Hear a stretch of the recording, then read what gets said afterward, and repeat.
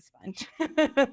So, all right. So, welcome to the Do the Thing podcast. My name is Stacey Lauren, and I am the host. And I have brought together an incredible expert panel today. I can't even tell you how I am excited to do this with you guys, because whenever I'm doing something new, I always like to bring people around it, because it brings just like this energy and this aliveness around the new thing. And I recently started the Do the Thing collaboration network group. And I was like, well, who would be good to come on this expert panel so I could talk about the group and talk about the things that would be fun for people to do in the group. And I have all these ideas with hot seats and networking parties and bonus offers back and forth and all these things. And I literally picked every single person that is different in their own way, but an expert in their own way. And so I'm so excited to be here with you guys. And I'm so excited to see you guys in the comments. Really excited to have you guys joining us. So amazing. And I wanted to go ahead and start off and have each of you just introduce yourself, tell us who you are, why you're excited to be here for collaborations, and then we'll get started. We'll start with Audrey, if that's okay. Just basically just saying who you are and what you do and all the fun stuff there. Great. Thank you so much, Stacey, for bringing together such wonderful people. And so I live in San Diego. I've been here over 35 years, and I've always been involved in creating community around different ideas.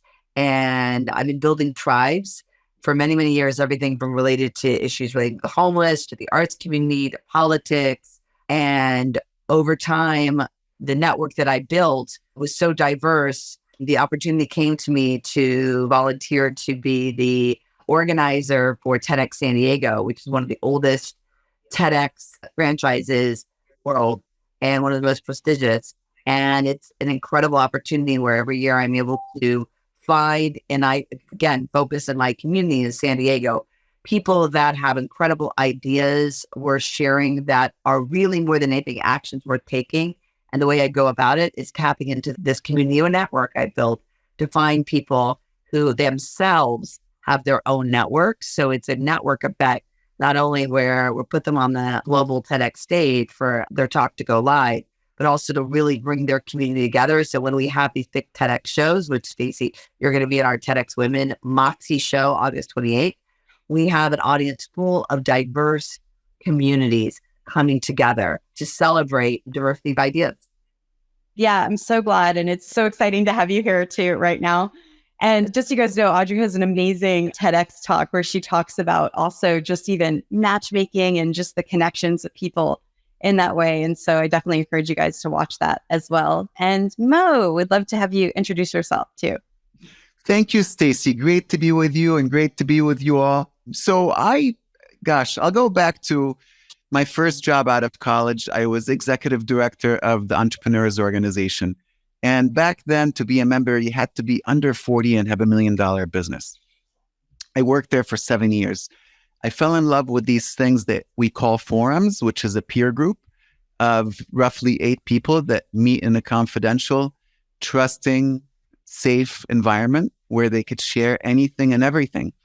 And quickly, that became my favorite part of my job, launching these groups and helping them become the best that they can be. And in 97, I started my first business following my heart and really doing this work that I love so much. The latest business is International Facilitators Organization.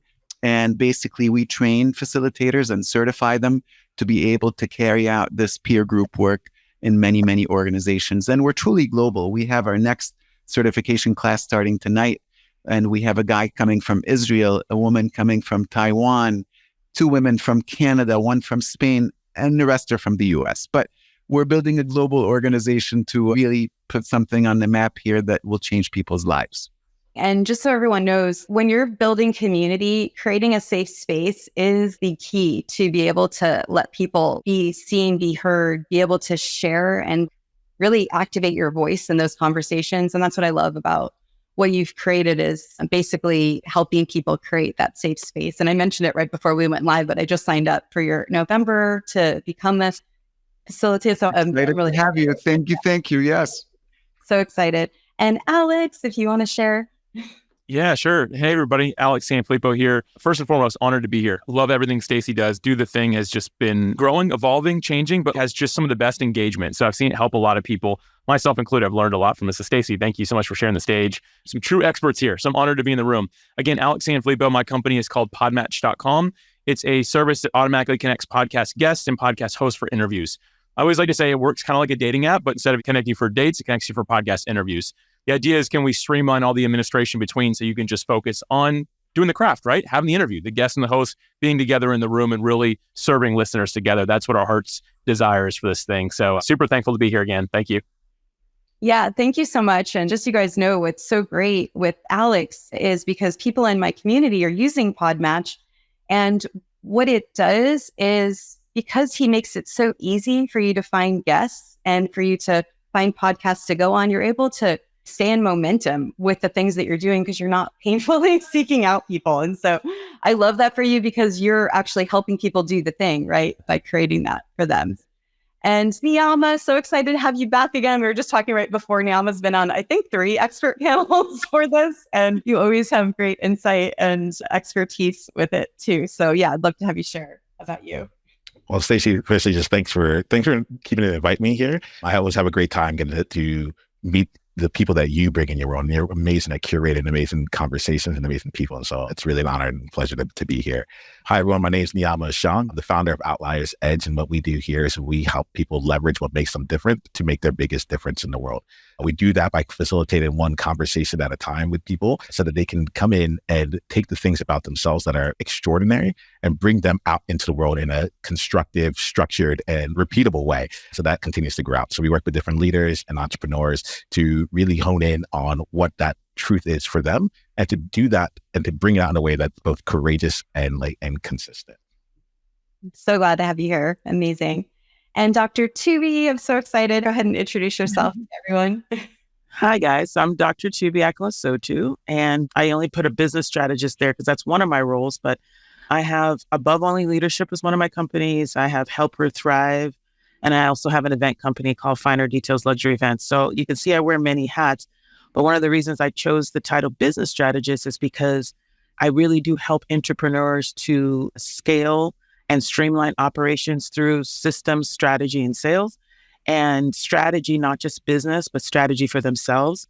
I really like to prioritize mental well-being. I think that's something that sets me apart from everybody, is that I really focus on setting your boundaries, setting priorities, prioritizing and planning so that the business owner, the entrepreneur, doesn't just give up on their dreams and burn out. So I combine all of that, but I put that in the forefront of my passion, is helping business owners to be able to be their best self and perform at their highest level while they're juggling many things in their life and their business. So I like to focus on the whole entrepreneur. So that is what I do. And I also have a community of women that I help, but I also help everybody to scale their businesses as well. So that's what I bring to the table. So Dr. Tuby and I are in each other's worlds, where I helped her build her community. And then I went to her event to help me develop my system. So I've been able to see real time what everything that she's been doing is. And it's amazing from both the system side and then also the collaborations side that's being built. I'd love to start off, and thank you so much, you guys, for being here. And thank you guys in the comments. And I see you on Facebook too. I just wanted to, oh, wow, Fern, I can't believe you made it. That's amazing. Neil, good to see you. And Thompson and Jamie, so excited. Feel free to hop over to YouTube if you guys want. It might be easier for us to see you, but I'll still check in with you over there.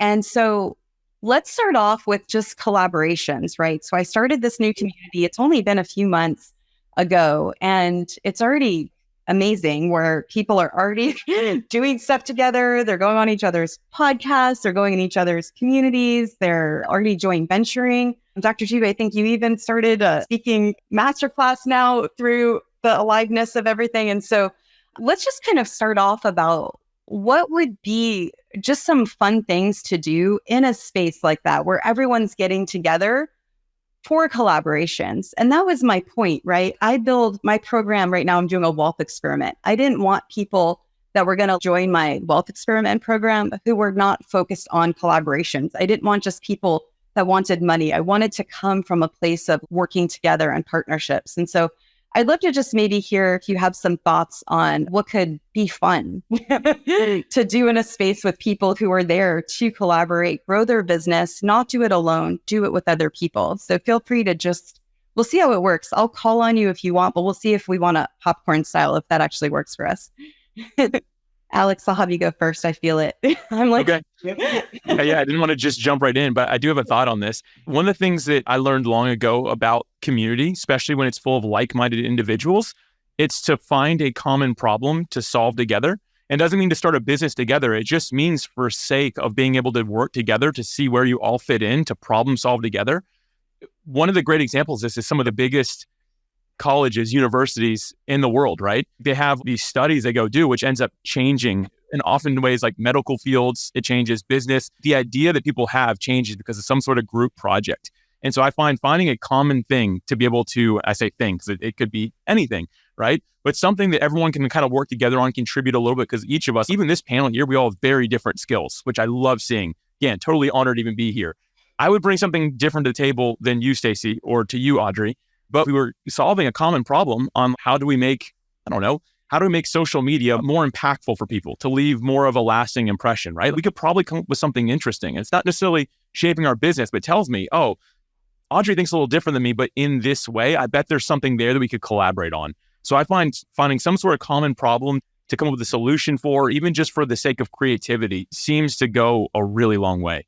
And so important. And I like to always, whenever I'm building a community, I like it to be for a common goal, common purpose, not so everyone says, oh, do an SEO friendly thing so your algorithm will pick it up. For me, I'm like, let's just start small and think of a common goal. But I love it from the lens of now that we have the goal, now let's think of a problem. I'm thinking right now off the top of my head, I'm like, oh my gosh, wouldn't it be fun to do something on AI and how that's taking away or giving both the good and the bad of it, and how many conversations could come from that. Anyway, there's a million things, but that's so good, Alex. Thank you. I had a question. So is the question you're asking for in general or a specific in-person gathering, or it doesn't matter how the people gathered? Yeah, I love your clarification. Let's talk about it from an online space, but then if it feels alive for you to talk about in person, that's good too. Okay. Whether it's online or in person, kind of playing off of Alex's idea in terms of quote unquote solving a problem. In my TEDx talk about being a super connector and a master matchmaker, what I say is I ask every person, where are you in your life and where do you want to be? And who do you need to meet to be there? So I would actually, part of the gathering, I would have this more towards an end of the gathering where people actually go around and say specifically, what do they need right now? Like this morning, I need for my consultant business, a new liability insurance company, right? Everybody had something on the top of their list that I need someone who knows how to do this, who knows it. And that allows people to literally right there, tap into the network and help one another. That's one thing I would do, and more towards the end of the gathering. Towards the beginning of the gathering, to set the tone of tapping in a little bit into origin story and vulnerability and connecting deeply, is I would have people go around and say, and again, I'm all focused on connections, on people, is tell us a story of someone in your life who helped you out, who helped you, like took you in, guided you, made connections for you there, whether it was a teacher, a colleague, a friend, a stranger, someone, a customer, but that person, they really helped you in terms of building out who you are and what you do today. And that helps set the tone, of gratitude, that I'm grateful to this person, and also sets the tone of the idea that this is why we're here to connect deeply as humans and to help each other thrive and strive. Yeah. And can you guys feel free to put in the comments, for those of you that feel comfortable doing that, is what do you need? Is there something that you need that could support you? And then feel free to see what people are saying and support each other. And I love that for a gathering and being able to even just do a Zoom meetup and having that be part of the conversation. And then the other thing too, by saying who in your life has done that for you, I think you're almost training people on what they can do for other people. Because what I've noticed is a lot of people don't know how to collaborate. It's different and it's weird because it's not the norm in a lot of situations, depending on where you are. And so, yeah, I love that for so many reasons. Dr. Tuby. Yeah, I love this topic. And I just want to bring up, we were talking about collaboration, and we have an event coming up, the Speak to Scale Masterclass. And you would think that you would want to collaborate with someone different. In people's mind always think, oh, they're doing the same thing as me. I don't know if I should collaborate. And I looked at the two people, me and Dr. Michelle, and then I said, who else could add value to this for the customer, for the people coming? So we reach out and we get Corey on there. And even though he's also into speaking, instead of looking at it like, wow, bringing in someone that does similar thing, it's like, no, this is making it more powerful collaboration, because you're now offering something that you have to look at what you don't offer, even though you're in the same niche, and say, well, someone's bringing more experience, someone's bringing more value to this. So this is going to make this experience so much better for the people attending this event. And so I think that to me, that's really cool for collaboration, is not only collaborating with people that do something different than you, but you can also collaborate in the same niche and just looking at what strengths they bring that you don't bring, what different viewpoint. And I remember sending an email and say, hey, you bring a different perspective. And I looked at what we were bringing and I said, we would love to have a different perspective on this. And so to me, that's so powerful to say, you can collaborate with people even in your same niche, understanding what individual strengths are and what they bring to the table, and give the whole experience. The clients are like, wow, this is awesome. So everybody's a speaker, everybody's into business, but we're all coming from a different angle. I'm coming from how to scale your business through speaking. Dr. Michelle's coming from storytelling and really being transformation in your speaking. And Corey's going to come from how to get on stages and how to get into a book. So even though we're all talking about speaking, we're coming from different angles. And so you can still look and say, what does this person bring on the same topic? What does this person bring? And what does this person bring? And how can we all collaborate together to make this experience awesome for the people attending? I'm curious, what did you do to identify the skills? Was it just a straight up kind of list that you did to figure out what you brought, what Dr. Michelle brought, and that one Corey brought, and then you were able to speak to it from that lens? Yeah, because when we were planning, I was like, me, Dr. Michelle, let's do this. And I'm like, okay, we didn't want to cross over. And we're like, okay, why don't you focus on transformational speaking and this, and I'll focus on speaking for your business and scaling. And then I looked at it and I go, well, there's still something missing. And who could bring a different perspective? And I looked at what Dr. Michelle was bringing, what I was bringing. Oh, we need another perspective of how to get on different stages and how to be in a collaboration book. And I just remembered you bringing Corey on to you. Thanks for your collaboration opportunities. And I remembered that he gave us his email. And I said, what? He would be a perfect person to ask because he brings a different perspective. And now I'm looking at Alex and I'm like, oh, he'd have been perfect too. And so I reach out behind this too. So it's just about looking at what do each person bring. Yeah. Everybody can't bring everything. Yeah. I'm a superpower in this. She's a superpower in this. He's a superpower in this. And then if we merge that together, oh my gosh, that's amazing. Yeah. And you're making me realize too. So with Corey, for those of you that don't know him, he's that speaker guy is what he's known as, but he helps people. He has a Blue Talk speaking stage. And he's done a lot of amazing things for the Do the Thing community. And so I think it's also that, right? It's finding people that are coming from that servant leader. So when he comes in, it's always, and kind of like you, Alex, whenever you come into the community and then every time you guys come in, it's just 100% value, right? And it's really being able to align yourself with those people. Mo? Well, first of all, I love this conversation and I love the question. At the core of building the peer groups is really creating trust.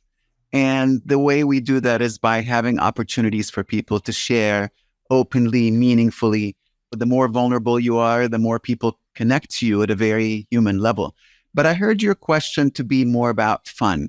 How can we inject some fun into it? And I think that's really important because, if you know somebody's wounds, that's the deep stuff. But if you also know the fun side, now you kind of have a full spectrum relationship, I call it. You know them from end to end. And just a simple question that I like to ask groups is to share something mischievous they've done. And you cannot imagine how much chuckle and fun and laughing people have just answering that question. And so I'm not going to share mine with you, but I'll just tell you I was suspended twice from high school, but I'm not ready to go public with anything beyond that. That is so fun. I love that. What a great way to bring in just a whole nother layer and for you to get to know someone in a different way. Oh my gosh. So fun, you guys. And Niiamah. Yeah, I'm enjoying this question and the responses that are here. What's playing out for me right now is something I'm really playing with, which is games. I've really found the structure of a game to just be really just open and the invitation to try something different. Alex, you're talking about having that common problem to be solved. I feel when I'm collaborating with people and coming up with different ways to say, how can we structure a game that gets people the end result that they're looking for, maybe also teaches them what they need to learn through the process, but they're not thinking about how do Stacey, I think you do this so well. You don't call it a game, but you create challenges and opportunities like, hey, for this group, this period of time, we're trying to get to this end result. And the collaboration naturally extends from there. One of the things that I'm starting to play with here is I've typically built these games kind of on an individual basis, but now I'm looking into how can we team people up and start to structure these games in a way where they also get a small group experience and can build with basically multiple levels of connection throughout it and deepening of relationships in there. And I think there's just an opportunity for the collaborations to reveal more about what you excel in, while at the same time, just not having to think about what it is that you're doing while actually getting it done.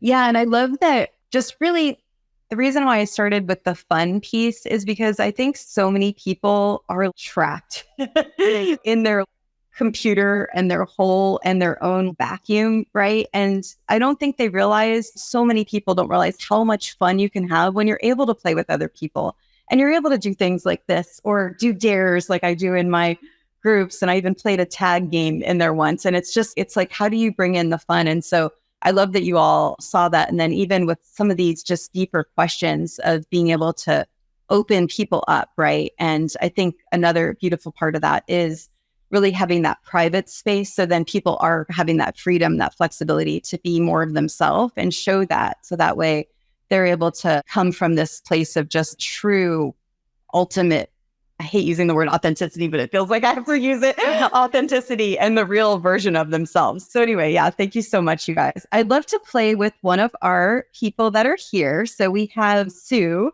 who is the founder of Entrepreneurs Gone Wild. So Sue has a retreat center it's called Idlewild Woods, and it's going to be amazing. So she basically has this whole retreat center where she's taking you back into nature, right? As an entrepreneur, which is hence the Entrepreneurs Gone Wild. But her background is she's also got a writing business. And so she helps people optimize and automate. And actually, Alex and I have a friend, Deidre, who is the founder of Capshow, who does automating. It's amazing. It pulls your live or this video or anything that you're doing, and it automates all these different things. And so Sue helps facilitate a lot of these back-end things that can save people time. And so she's now creating a community that not only helps people who are entrepreneurs go back into nature, but she's also helping automate and give people more time with the things that they're doing. And so she said she'd love to connect with people who'd like to be founding friends, I love that, of the retreat center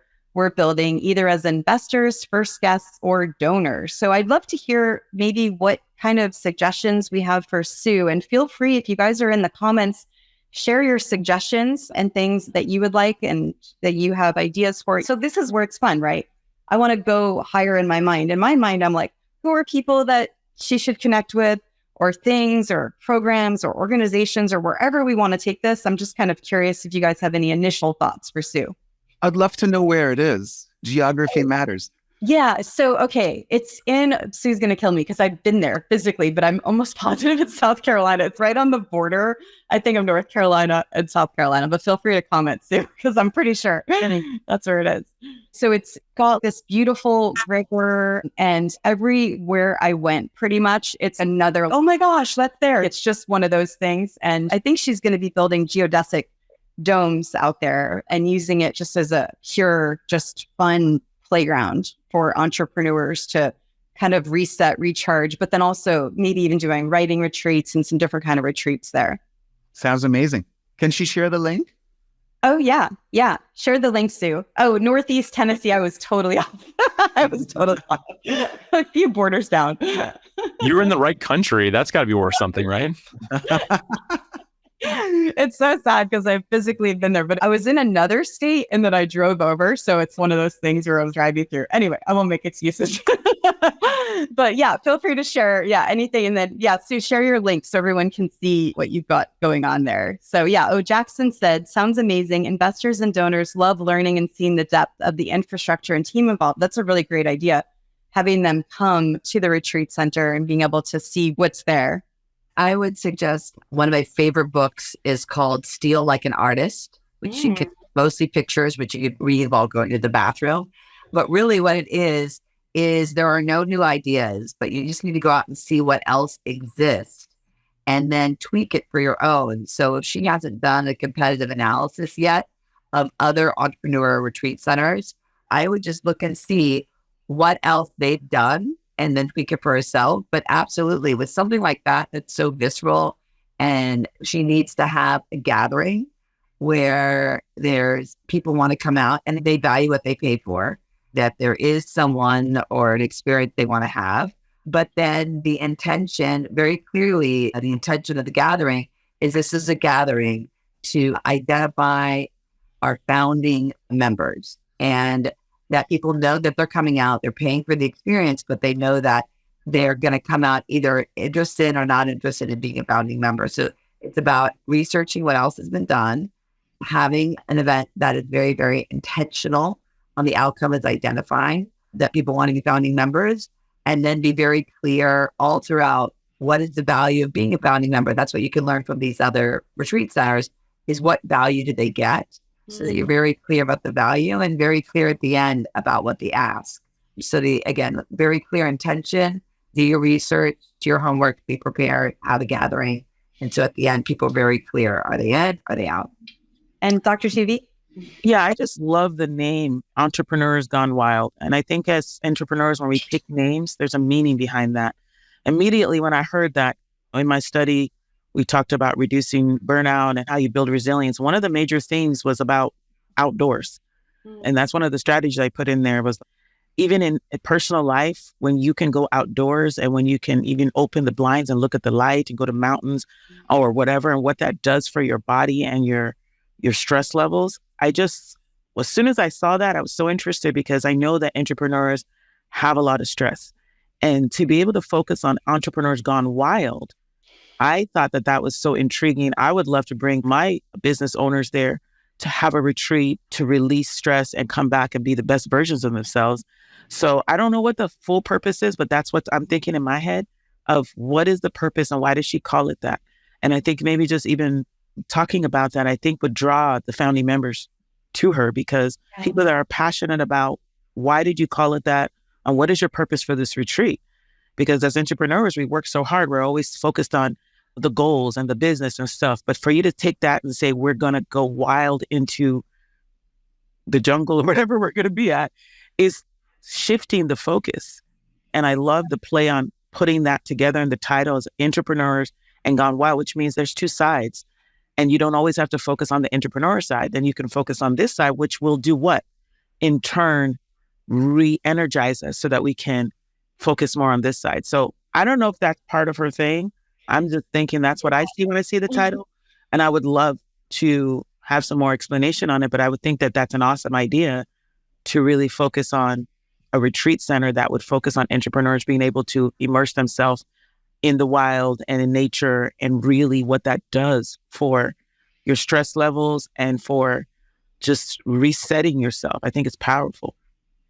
Yeah, it's interesting because it kind of shows as you're building something, more things come alive. When she first created this retreat center, she thought it was going to be really just for people like us, right? Then going to the retreat center, which it still is, and having their own event there. But what ended up happening through her community is she realized people don't just want to do masterminds. They want to learn how to, what is that thing with the jelly? Jam jelly or make jelly. I don't know what it's called, but they want to learn how to go in the tractor and they want to learn all these different things. And so that was something that came up. But her background was she was that computer person, never going outside. She read Trevor Blake's book, and then I think it's 3 Simple Things. And then she ended up going outside more. And it's exciting. Now she's going to interview him in her community, which is kind of full circle. But yeah, no, I love these ideas. And Sue, feel free to, canning and homesteading skills. Thank you for saving me there.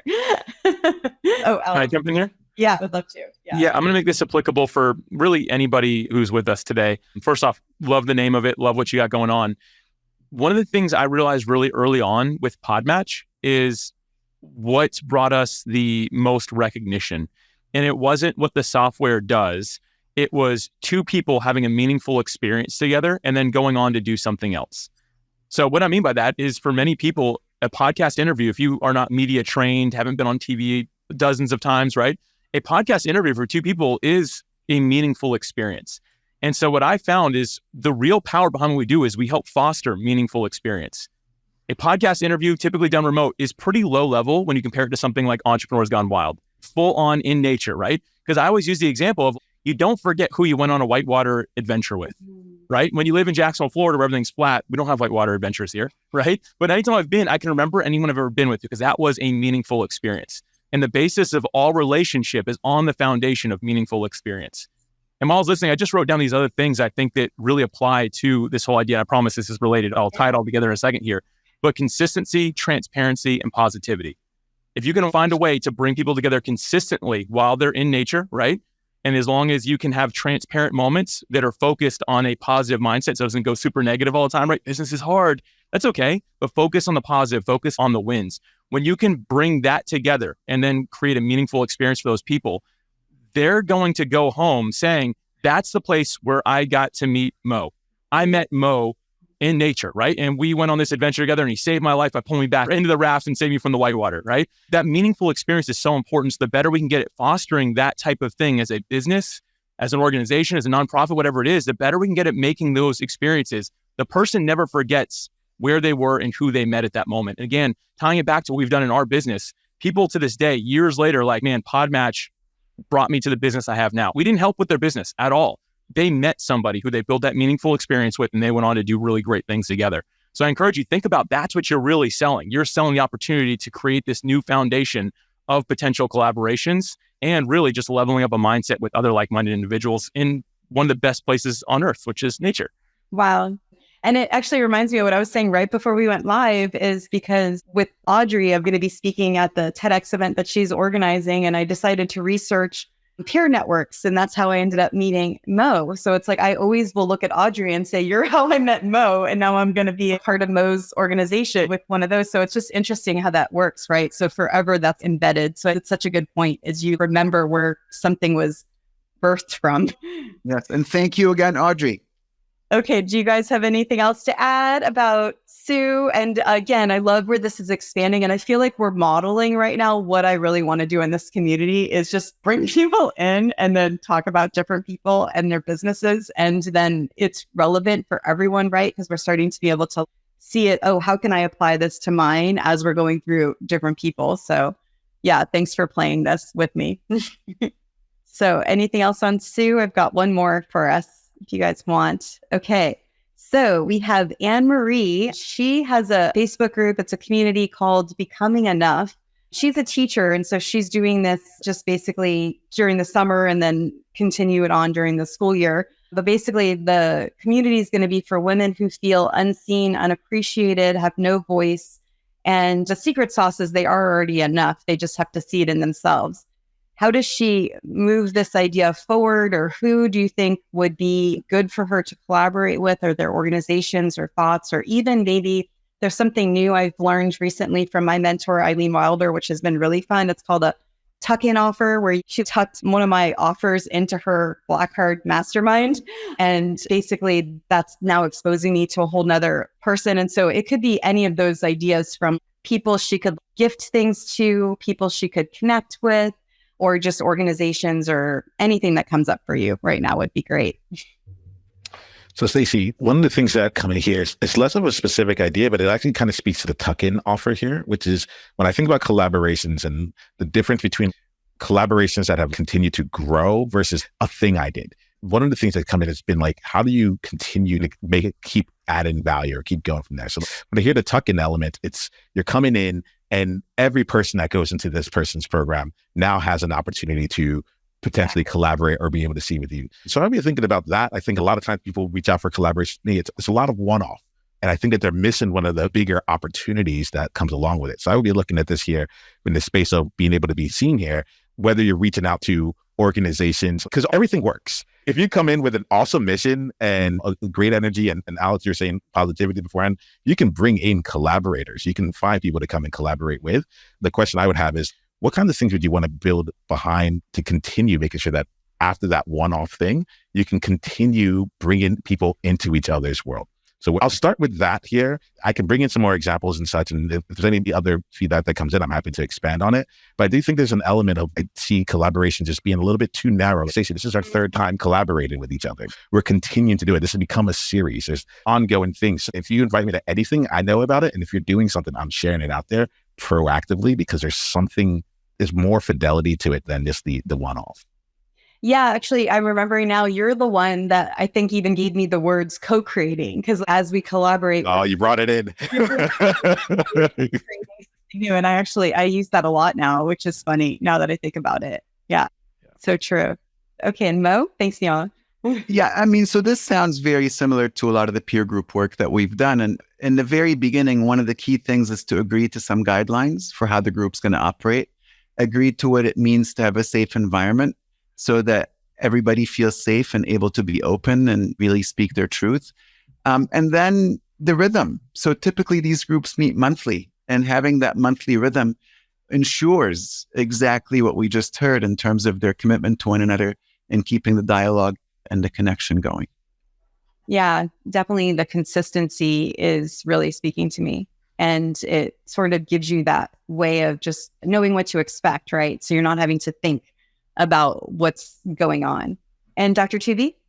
Yeah, I just wanted a little bit more clarity on Anne's target. Is she targeting teachers, or is this in general? Because as soon as she said... I like to say she's a teacher, because that gives a lens of what she's been doing. Because I love, well, you were a former teacher. It's like once you have that in your background and then you get to explode it in the world, it's so amazing. That's what I love about helping teachers, because there's so much there that they have that then gets to be gifted. And so that's where I mention it. But no, she's more open to everyone. Okay. The only reason I ask is because right now I'm working on a teacher workbook. And as soon as she said teachers, because I'm going into school districts and doing conferences, I was like, oh, maybe I can collaborate with her. But I wasn't sure what she was doing. So I don't know if it was just for educators or if it was just in general. So I think that she can teaching. Okay. She said teaching has many transferable skills. Oh, that's right. She also started her podcast with me last year. Yeah, I know. That's why I'm here. I know. That's why teachers, it's so funny because I actually started another Facebook group because Stacey loves us to have Facebook groups, but I haven't invited anyone in there yet, but it's called Teachers Six-Figure Side Hustle, because I know that teachers, and that's where I came from. And the reason why I love speaking and the reason why we have so many skill set. And so I know that teachers is such a target market because we are just teaching out of passion and love for educating, but we have so much skill sets that I think we're often overlooked. And so that when she said teacher, my mind just went to that because I was like, oh, teachers have so many skills. But I'd love to talk to her more just to see exactly where she's focusing. And yeah, she says teaching has been good to me. Yeah. So actually, why don't you go on her podcast, and then that'll give you guys a way to connect. And then that actually would be perfect. Yeah. Yeah. Is she trying to create online forum? Is this trying to be a side hustle? Is she trying to make money off of this? I think eventually the goal would be money. Yeah. And to have it be a business, and maybe, I'm not speaking for, but potentially take over the teaching, but it's a way to get started, essentially. And what's the value proposition for the customer? So it's starting with the community, and then the clarity is going to probably come in there. But she did say, let's see, I think she said it. She wants to help people unlearn their limiting beliefs and reimagine their life. Oh, creating a community for this year and then become a business in 1 to 2 years. Thanks, Emery. Okay. So okay, from the gathering place and people that maybe can either add value, get value, people she could either gift things or whatever's coming up, but just wanted to give some more clarity there. Yeah. I mean, again, I go back to Feel Like an Artist, the idea of looking to see what are coaching programs that do small group coaching with 5 to 10 women over a 3-month process, look to see what exists that she can tweak that has this lens about being seen and overcoming whatever it is, common issues of lack and isolation and but whatever those common issues are. But again, I would just look at, find a couple of goals of where she wants to be. Find someone who's already done it and built it, and then start tweaking it to where she is. And maybe just start then with conversations, guided conversations that talk about the obstacles that we put in front of ourselves. But it'd be very clear, maybe what she can do is actually, if she wants to build this out as a business, is actually engage people in being beta testers, where with these guided conversations, these are the questions we're asking. What questions do you want to discuss? And actually help them help develop this coaching program so people have a sense of ownership and they're getting something out of it. So they're not paying to be part of it, but they're helping to help create it.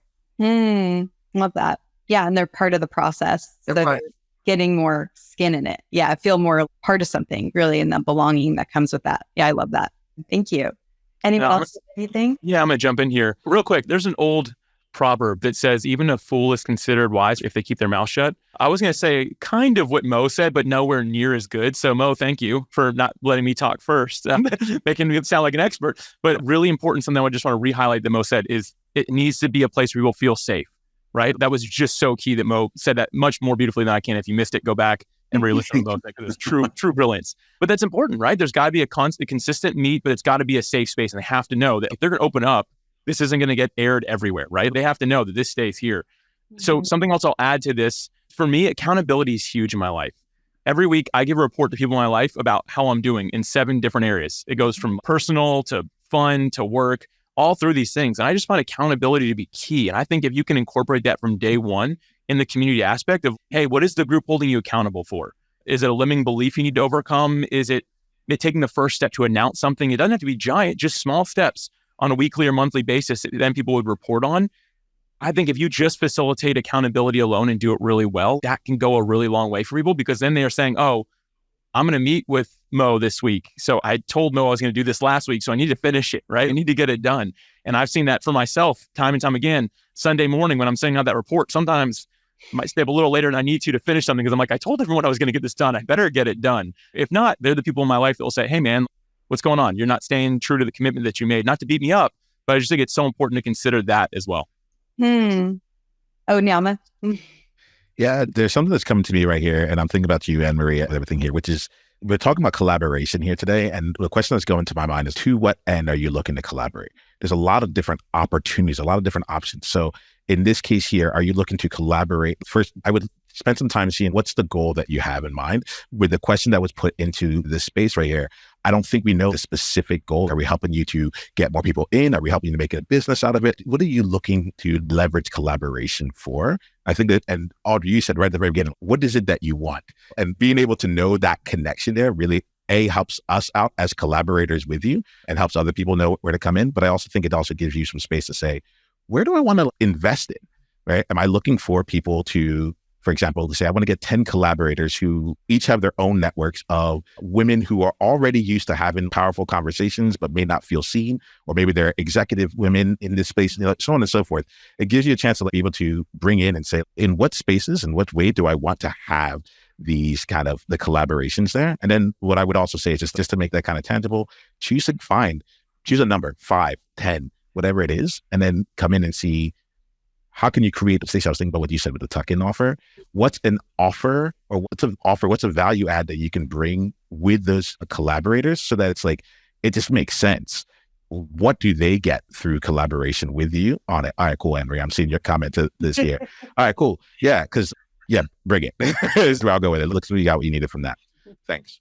Yeah, thank you. And I think that brings up a good point. So in my mind, whenever I'm looking at building a community or creating value for people, I'm always seeing the whole kind of picture, right? I even think about, let's say someone is focused on productivity. A lot of people will then just collaborate with people that straight up do productivity, but it could be, or maybe you're going to collaborate with the person that created the DISC assessment or strength finders in different pockets. So I'd love to see if you guys have any thoughts on just kind of big pockets, big associations of people. So for anyone that's wanting to do something in their business, regardless of what it is, they're immediately having some kind of starting ground for who they're able to connect with and who they're able to collaborate with. And just curious if you guys have anything coming to mind for that too.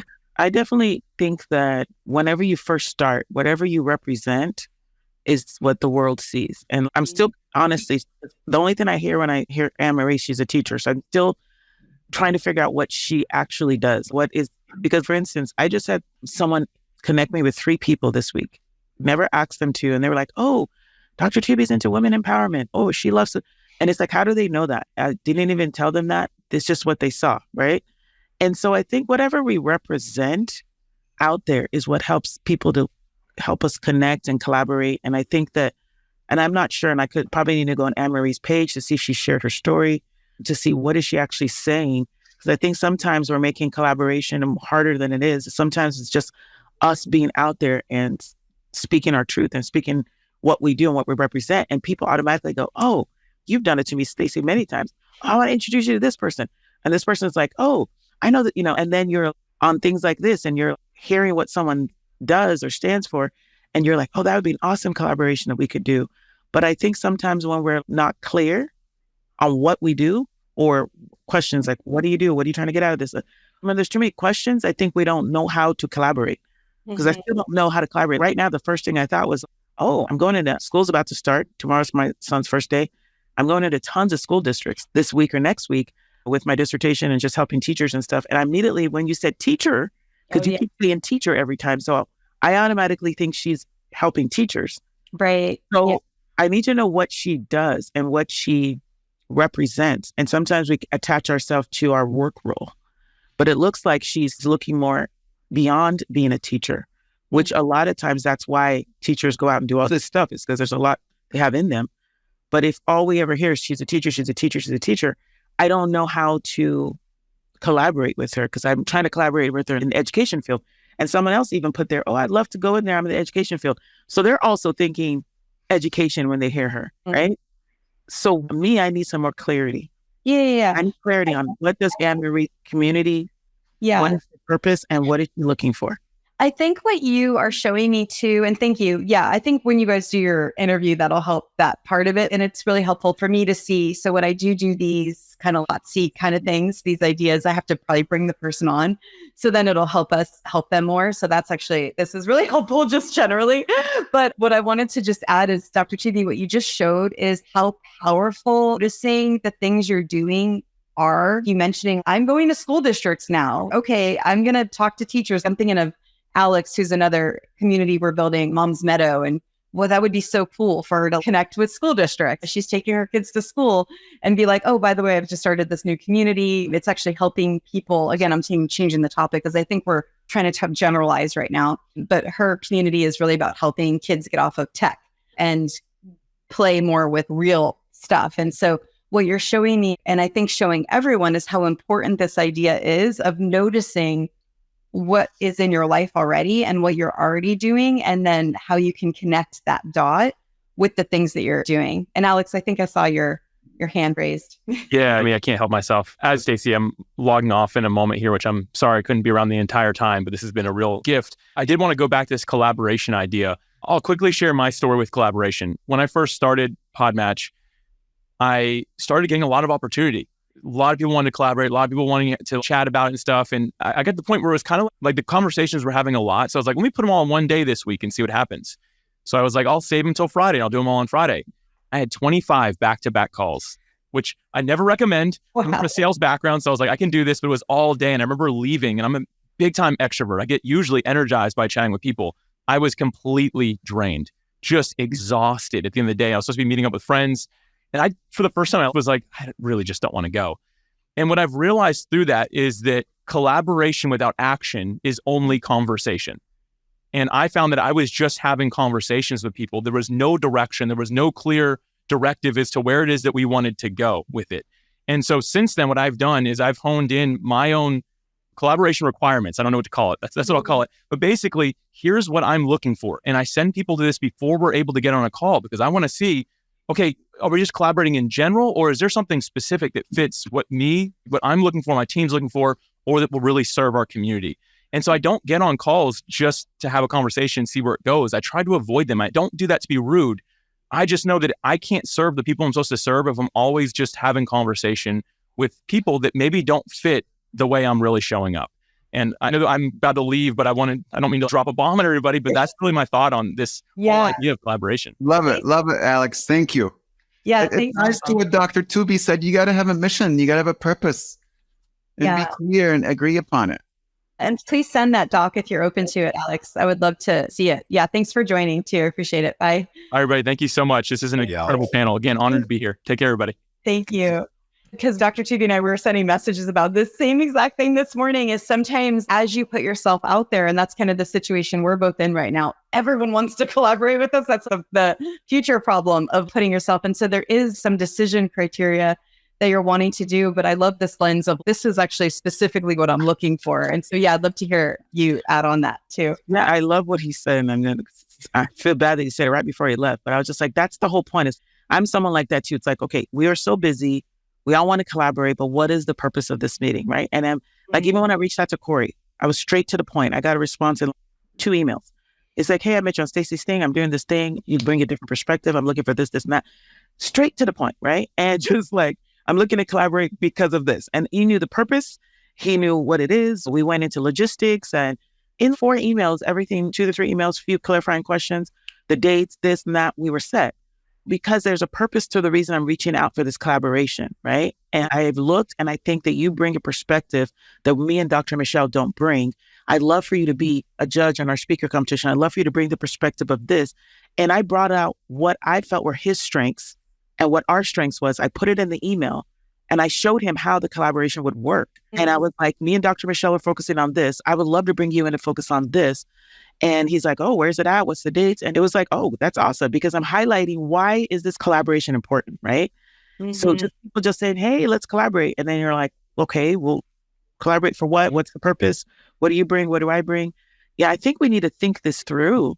Think it through before you ask for collaboration and say, what is it that they bring to the table? And remember that people always like for you to know about what they do and what they bring in before you ask them stuff. You know what I mean? So like I said, this week, someone said, hey, Dr. Tuby's into this and that. Why does she know that? She follows me. She sees my emails, something. She didn't just randomly put me out there. And immediately when I saw these are big people she connected me with. They were like, hey, this person's also into women, transformation, empowerment, blah, blah, blah. But if she didn't say that, it could probably go into my not so important list. I need to know what was the purpose of this connection. And I'm not trying to be, Adam dropped the bomb, so we're allowed to say this, right? But it's the truth. Everybody's busy, right? Everybody wants collaboration, but there needs to be the purpose of this collaboration to the forefront and say, I'm collaborating because I want to reach out for collaboration because I realize that you bring this, I bring this, and I think that this would be an awesome opportunity. And that actually kind of goes back to, Mo, what you do with your spaces, right? It's creating the rules for engagement and being able to show it in that way. And I really love this idea of using that in the community so that way everyone's clear on what they're doing. I'd love to hear if you have anything to add on that topic, just based on your experience too. One thing I would say that maybe hasn't come out in this conversation is that these collaboration groups, I'll use that terminology for the sake of this conversation, it's not a transactional relationship. It's a relationship that can take years to build. And so in the beginning, maybe you have a very specific need, but the more you get connected and the more you become actual real friends, the more you could help each other with all sorts of things. And then it's even more meaningful and more powerful. I can't tell you how much my forum members have helped me and called me to check on me. And just whenever something comes up, it's not just the meeting. It's not just, oh, you wanted help with your accounting. It's holistic. All right, we have one more person just to look at. So Paul said, looking for about 25 top influencers. I feel like this is a good example because when you're working with an influencer, you're collaborating, right? So who have a unique offer in the marketplace for my Public Speak and Prosper Summit coming up later this year. Curious if you guys have any thoughts on that and ways that he could partner with different people or talk to the influencers that are able to bring it into the summit, totally putting you on the spot, as Do the Thing style does. Niiamah, if you want to start, I'm feeling it from you. So So I think if I'm getting you right, the question here is you're looking to get 25 different influencers in, and you're saying like, how do I actually go about do this?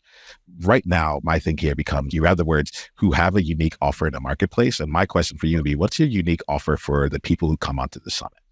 Right. And to play in that place. And that all this kind of wraps itself down into what's the clarity of of why you're coming together, what's in it for them. How do you want to establish the things? They come for the 5-day virtual summit that I'm seeing here. What is it that those top influencers are bringing in? And what are your asks of them along the way? That's where it starts for me around there. And oftentimes with these things, it's really about, you can get 2 or 3, maybe 5 different of these top influencers to start. And if the offer is good, if the relationship's good, they have other people in their world that they are collaborating, and you get to enter into their networks and so on and so forth. So it isn't necessarily about trying to find 25 different people. It might just be, how do I find 10 amazing, awesome people, create an amazing relationship with them, show up as a great collaborator, show up as someone where they would want to have an ongoing relationship beyond the summit and so forth, and do such in a way that a few of them make a suggestion, one or a few other people that they know, to continue growing. And underneath that there, I'm playing with this element of what's the system that you have underneath it here, which is, that does take curation. It takes intentionality to do it. Sometimes people will be generous and just offer, but there's something about coming in and having the conversation, creating the offer in a place, and then asking the question, who else you would be either great for this summit, could be use a lot of support or visibility, so on and so forth, and grow it out from there. Let me know if I got the question right in terms of the support that you're looking for with this year, but that's the lens that I'm taking when it comes to collaboration for now. I'm so excited. I can't wait to listen back to this, because again, whenever I'm doing something new, by me being able to bring a group of experts together, it helps me realize the idea so much faster and how I can create this in the community. And I feel like from each of you, I now have a framework for collaboration for a hot seat, where they're going to have to fill out this document before they even start what they're looking for, and then what help they want to do it. And then, of course, the mischievous question that we'll have to ask them. And there's a piece of each of these elements from everything you guys said that's now going to be able to be in this space that I'm excited about. And no, Paul did say yes. That was a great way to put it, Niiamah. But I have more of a clarification question. What Paul is asking, is he trying to get help to identify these 25 influencers, or is he wants advice on how to recruit 25 influencers to pay for a 5-day virtual summit? What is the ask? And he just put on there no money. I assume the question is this something he's done before? If he's listening, I want him to respond. Yes. Is this a retreat he's done before? And is he looking basically for 25 customers who are going to pay for this retreat? Yeah, let's see. He says, looking for founders, innovators, thought leaders. So I do know he's a best-selling author. He helps people create books and then also speaking. And then I want him to at some point, because he does a really good job doing tours for his books, going on a book, what is that called? A book reading kind of thing, where he goes all around the country and people do that. But he says he needs initial help in doing this as far as attracting them. So he's not done this virtual summit before. Right. Okay. So he has no testimonials. So is he trying to take what he's learned and then be able to teach others from his experience? I think he's just wanting to curate a space where he's bringing people together for the virtual summit, and then for them to get exposure. But then by them all being together, they're cross-promoting each other. Yeah, this is definitely what you do well. So he's not charging people to be part of the summit? He said the summit is all figured out. Are you charging, you mean people to come or people to speak? Oh, he said it's the people. Okay. I don't think he's charging them. I think he's doing it just to be able to create the space for people to connect. Look, if this is the first time he's doing it, 5 days nobody has 5 days. With all due respect, that's very ambitious. I would start with a 1 day or even 4 hours and get people to get excited that they want to do more. Yeah. 5 days when you have never done it before and you have no testimonials. Again, if he wants to build up a summit series, again, I would try to ask people if they want to be part of building something. People like to have a sense of ownership. Do they want to be one of the founding members to design the summit series and to help develop what's going to be the most valuable outcome and value of everybody's time? So I wouldn't start with 5 days or maybe one day, I would do maybe half day, and invite people to the conversation to help design this about how do we collaborate? How do we help one another? Yeah.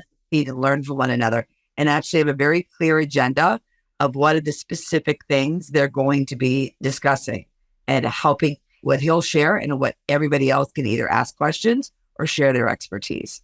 I love the word design. Oh my gosh, designing. We're co-creating and then we're designing it together. So cool. Thank you so much. And Dr. Tuby. Yeah, I just wanted to say I did a virtual summit last year, my first virtual summit. It was called Celebrate Yourself. It was a self-care summit. It was October because it was self-care month. I had about 5 speakers and about 100 and some people that joined. And it was a half-day summit. And it actually went very well. And the reason I'm saying that is because I chose the theme.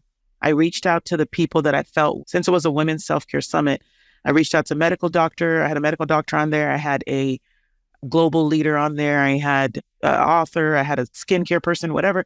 I had different types of people that could talk on different topics. And I told them, told them sounds kind of mean, but I would love you to speak on this topic because this is your expertise. So it wasn't just everybody on the same topic. I had the medical doctor talking about women's health, going for physical checkups, going for that. I had the author talking about your story within and looking at yourself and loving yourself in the mirror and all that stuff. I had the skincare person talking about your skin and all that. I spoke on just resilience and whatever. I mean, everybody spoke on something different, but the theme was the same. It was called Self-Care Summit, Celebrate Yourself. I did the opening message. I talked about why women have to celebrate themselves, and everybody knew the theme and kind of brought their theme into the summit, but came with their own different expertise. And it was a very successful summit. So the reason I'm saying is you as the person kind of has to plan that summit. What is the theme? And who are the people that would fit into, who do you think you can talk to about this one, this one, this one, and then reach out. And you can have a VA do this for you where you look into Instagram or whatever and start looking at who are the top people in this field, in this field, in this field. And then you can send a letter, just say, hey, I'm doing this thing. I see that you do this. And I would love to see if you'd be interested in being a panelist in our summit, being an expert speaker or something. It's really not that difficult. It's just about coming up with a theme and then reaching out to people. And okay, so he says this is 5 influencers a day. Yeah. So, and then once you bring the he's calling influencers, but once you have your summit panel, they invite people as well. And so the ultimate business launch I just did that you were on there, I had the ladies all invite 20 people. I told them they had to invite 20 people each. Of course, I invited people, and I actually had a place where it said on the form who referred you. I was able to keep track of who was referring and who was bringing people in. So in a summit, it's actually easier because it's not just you inviting people. Every single speaker is inviting people. And then you're doing the general inviting. So it's not really difficult to fill the room. Yeah, and it's because you're really deciding who's there. Kind of reminds me, Audrey, of with the TEDx event. The theme is Moxie, and then each speaker is its own unique thing. That leads me to want to ask you guys, because I'm even thinking about the TEDx event. I mean, 500 tickets and you've already sold 400 or something. And it wasn't even, I don't even think they've been on sale for a week. How do you do that? How does that even happen? Because I was so fast, I was thinking it was going to take a while. And then all of a sudden you're like, oh, we only have 100 tickets left. I think it's exactly what Tuby said, is that we've asked each of our speakers, we have 10 speakers, to invite their communities. And that has helped sell the tickets. Also, again, TEDx San Diego has been around since 2010, so it already has a following. But it really is, each show is related to those speakers. So as much as what this guy Paul's trying to do is creating community, I do think that Tuby's approach is more strategic if you want to get people, because if you have people that have a following and they invite their people, it really does help. But that's how we really help sell the TEDx tickets, is because each of the speakers, we've given them the marketing for them to share. We said we've actually packaged the marketing for them to share on all their socials, LinkedIn, Instagram, etc. So you have to make it easy for them to share and it consistent look and feel. And so, but the danger would be is make sure it isn't just a gathering where people are talking at the audience, right? It has to be a conversation where that person maybe talks for 5 minutes and then it's live Q&A. So, okay. All right. I would love to hear you guys either something that's really helped you kind of be where you are right now in the lens of collaborations and building relationships, or just some kind of just parting advice that you have for people, or you can combine it, whichever way feels better for you. I can go. Listen, I think what's really helped me is I've been fortunate to be with the right people. And so through this incredible work, my network has been CEOs and entrepreneurs, and they're just very good people to be connected to. And I think that's really helped. In terms of something that's just helped me in my own journey and being the best version of myself, I took a positive psychology course through Wharton, and I learned so many incredible techniques, resiliency, for mental well-being, for making sure you put your oxygen mask on first before taking care of someone else, gratitude practice, so many things that have just uplifted me every single day. And so there's so many good books on positive psychology. I'm not going to recommend a specific one, but if you haven't read one of them, I would say any one of them will do, because they've got some amazing, amazing tips and tricks to help you be the best version of yourself. I was curious also if your book, let's say someone's on a part of a forum, but if they're wanting to create that mindset, would your book be good for them? Maybe we can mention that here. My first book, yes. My first one, Forum, The Secret Advantage of Successful Leaders, is all about how to build a peer group from the ground up. And it's got literally, it's how to. Yes, thank you for asking. And Niiamah? Sure, I'm happy to go. Audrey, I also saw you had your microphone undone. So if there's something that's pressing for you, I'm happy to go to you. Okay. All right, cool. I think I'll leave my comment here in the context of this conversation. And I think that the thing that's flown for me is, if you want to be in great collaboration, be a great collaborator. And I think there's ongoing threads here around what does it take to be a great collaborator. One of them is just the transactional versus relational. Mo brought that in here. Look to build an actual relationship. Recognize that there's so much more that can come from it if you do it. Dr. Tuby, you've been really clear on be specific and let them know exactly how they're going to fit in. What is it specifically in there? That to me is being a great collaborator. It's a great opportunity that comes in. Stacey, you all asked earlier, what's a place where people can go and find different people to come in? I'm like, the collaboration network. It's right here. It's right here. That the thing might come, are you being a great collaborator such that every single person in this group is like, how can I get involved with what you're doing? Right? And that's a really interesting question. We want to go out to the biggest names and all that stuff, but we have people right around us. And it's really a great opportunity for us to get the foundations of it together. For me, I'm like, how do we build a system of collaboration so that it can continue to grow, so you can continue to build? Audrey, you just mentioned that TEDx San Diego's been in for 10 years. There's systems there. And you also said something I think that hits me as in the words of being a great collaborator, which is you did the work for so many of the people there. You're like, here goes some materials. This is what it is. We've done the branding. Here goes how to share it out there. It becomes an easy yes, or much easier yes, to be able to come in and join in what is being done, as opposed, I guess I'll put it in this place, the places where I get a collaboration request where it's just like, no one really knows what's going on.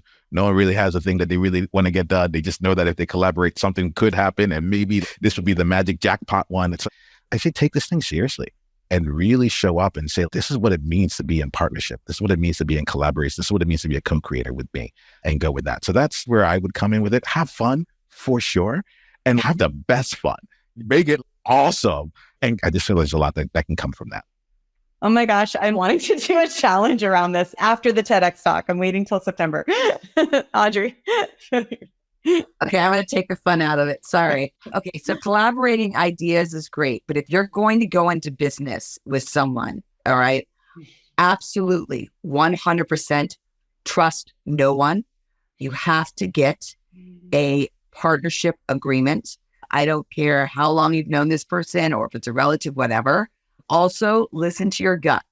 If there's the ick factor, if you feel like someone is a little bit of a narcissist and they are questioning your input or your contribution or starting to gaslight you or put you down, whatever, as you start collaborating, go, oh, they're so amazing.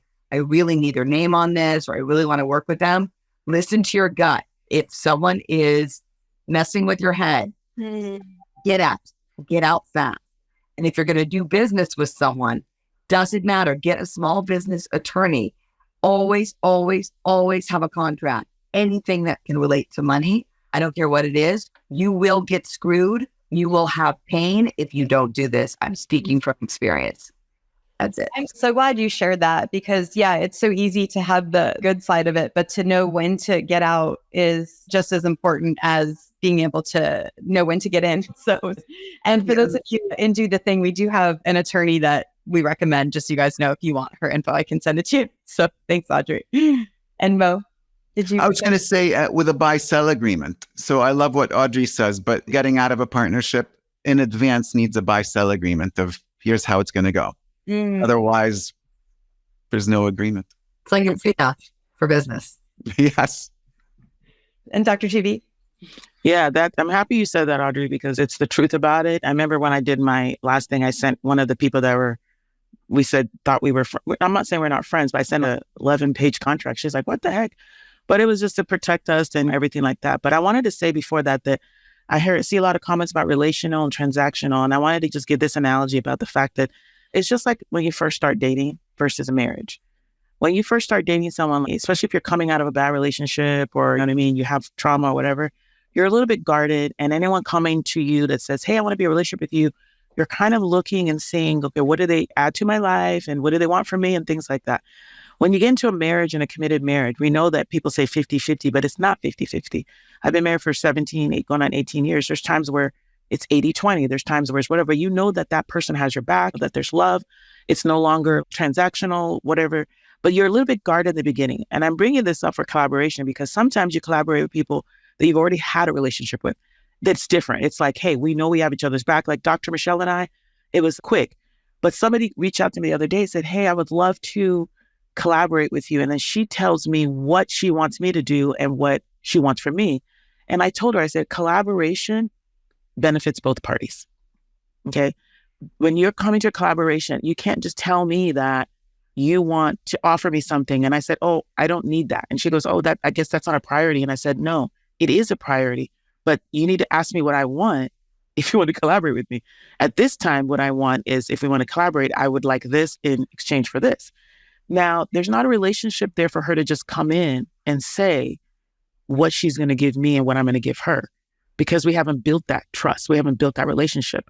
But if it was a relationship built on marriage, like you said, we've been together for a while. I know your strengths. I know your weaknesses. I know that you're not going to hurt me or whatever, then I can collaborate much easier. But if you're coming to me just because you met me somewhere and you're like, hey, and then if you're trying to, so that's what I want people to think about when you say relational. Sometimes people have been, like she said, in situations where their antennas are up and you're like, are you trying to be relational with me just to get something from me? Or so you have to be very authentic and very real and don't try to just come in and be all relational. How do you like it when you find out someone wants to be your friend? I met someone one time and I thought they wanted to be my friend.